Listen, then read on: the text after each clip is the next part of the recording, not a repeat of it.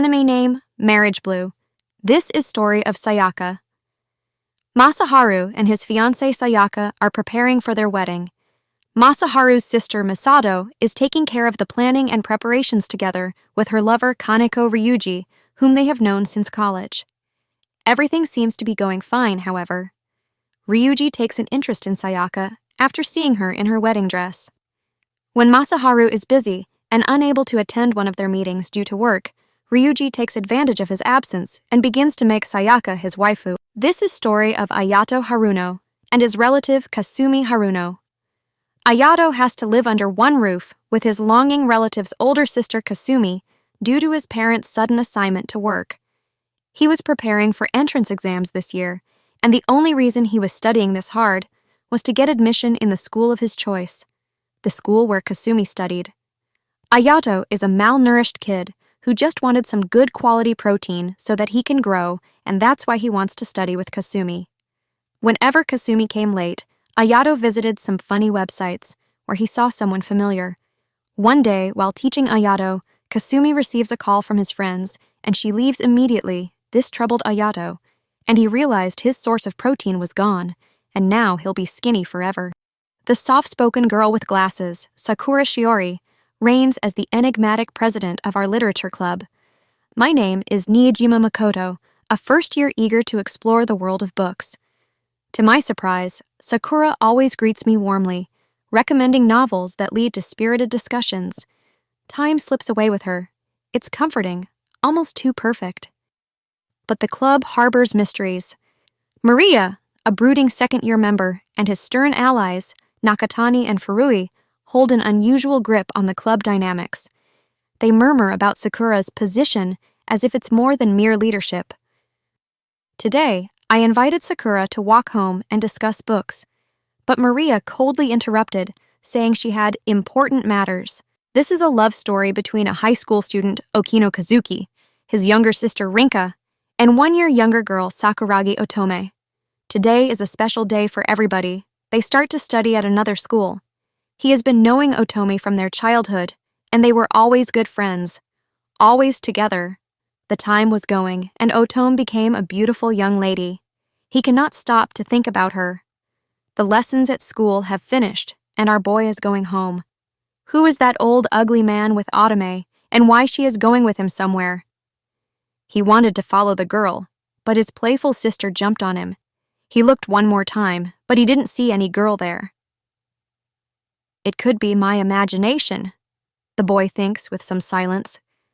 If he had realized the truth at that time, it probably wouldn't have ended like that. The Enigma of Shadows.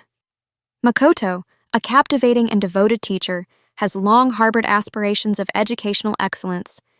Alongside her husband, Takafumi, they both work at the local school, nurturing young minds.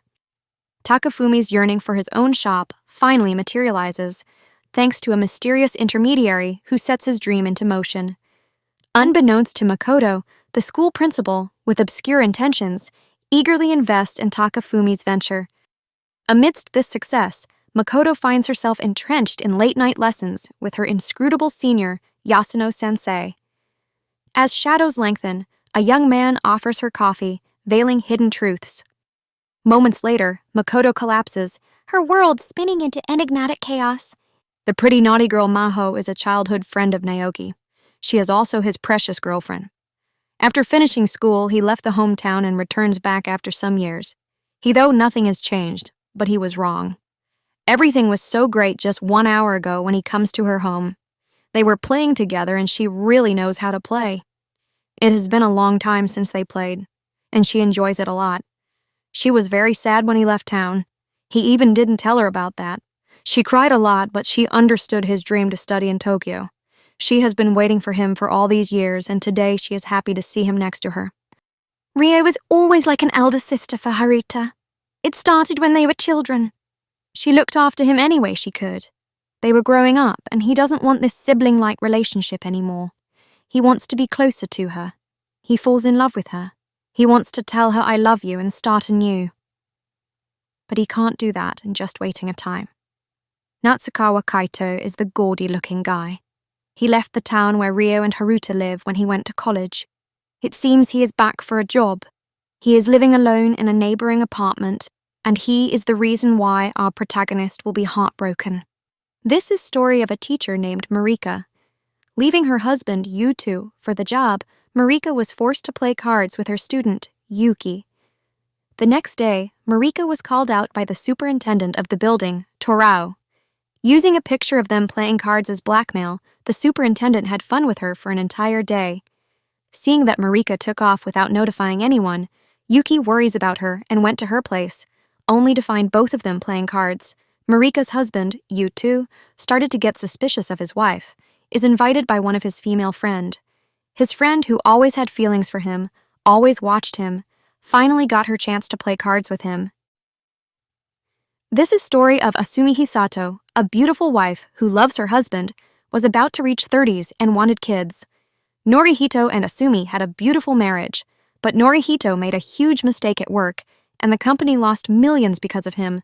The president asks him to take responsibility by offering Hisato a job as his secretary. That will allow her to make up for her husband's mistakes. She had a bad feeling about the offer, but she couldn't refuse, as they were completely broke at that time.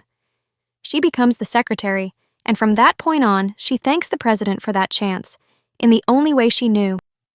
Picture this: a sweltering island, complete with luxury, ocean views, and sunburn-inducing brilliance.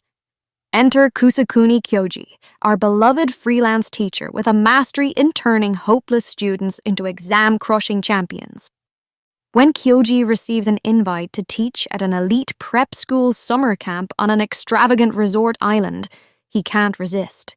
But wait, there's a twist.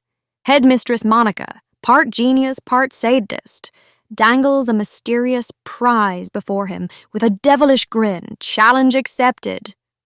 Amid poolside lectures and beachside chaos, Kyoji must juggle eccentric students and Monica's schemes. Will he survive? Nikio returns to his hometown for the first time in half a year. The first thing he sees is the traditional Japanese onsen inn managed by Yukino Chitose, childhood friend and one-time lover. Despite the passing of half a year, Chito still possessed a girlish appearance. However, the traditional clothes that she wears brings out a mature and beautiful feel about her. That night, upon conclusion of his business, he goes in search of Chitose. Hearing her voice, he follows it and comes to an outdoor bath. Peeking through a gap in the bamboo fence, he is stunned to see her with another man. In order to watch the full video, please visit the website. Those who want to support the channel can do so by becoming a paid member. Gain access